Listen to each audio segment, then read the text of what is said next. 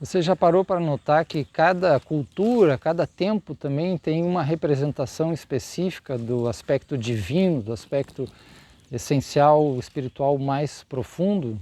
A nossa tradição ocidental, a marca maior de fato é do cristianismo. Agora já parou para pensar que essas dimensões elas podem estar falando de uma experiência humana muito profunda e que está dentro da gente, uma dimensão não só religiosa, mas espiritual no sentido existencial? Essa conexão a gente faz pensando, por exemplo, no nosso eu maior, no self, o eu verdadeiro. Tantas tradições de alguma forma tentaram mostrar isso, que a gente tem modos de vida, nossas persona, nossas faces, nossas máscaras, que são o nosso ego mais superficial, não deixam de ser importantes, tem a ver com o funcionamento da vida, sobrevivência, competição, mas também todas aquelas dimensões egóicas. E toda a tarefa, a chamada caminho espiritual, a jornada, é retornar ao aspecto central. E esse retorno se dá como retorno ao coração. Coração não sentimental, mas como core, como centro, uma dimensão mais essencial da nossa vida.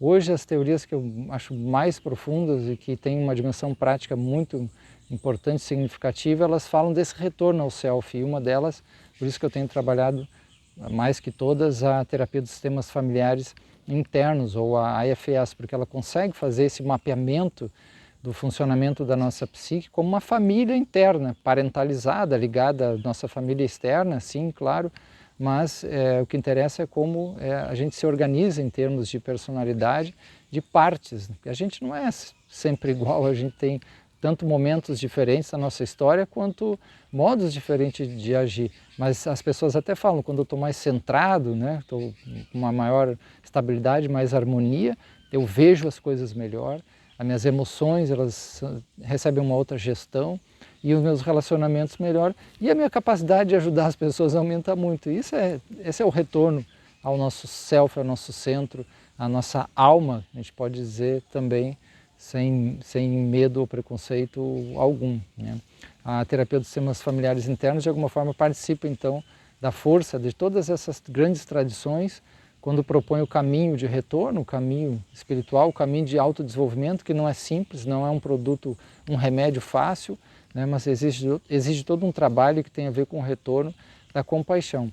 Mas também para chegar na compaixão, às vezes a gente precisa, né, para chegar a esse aspecto tão bonito, tão profundo, precisa passar pelas nossas dores, os nossos pequenos infernos, lidar com os próprios demônios. E isso é muito importante, como domar os próprios demônios, domar as coisas difíceis que a gente carrega, não no sentido de excluir, mas de incluir e de trazer compaixão. E aí o Internal Family System, a IFS, é muito útil porque não se opõe a nenhuma das partes, né? Um dos livros fundamentais de Richard Schwartz é No Bad Parts, não há partes ruins. A gente compreende cada papel dessas partes, para como elas estão conectadas no nosso sistema, como elas nasceram na nossa história, diante do momento que podia sobreviver daquela forma, né? Só que elas carregam, estão presas muitas vezes no passado.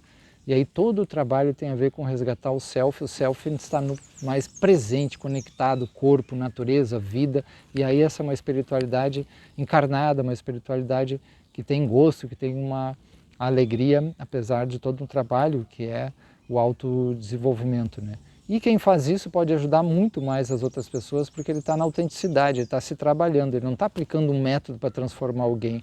Isso tem muito a ver com a investigação compassiva de Gabor Maté, mas a proposta de Richard Schwartz também vai muito nessa direção, traz um mapeamento muito profundo, uma técnica muito elaborada de compreensão da nossa psique.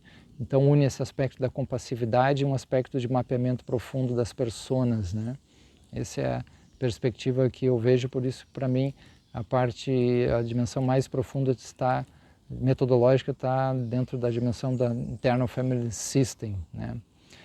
O que você acha dessas coisas que a gente está trazendo, a ligação espiritualidade e terapia, por exemplo?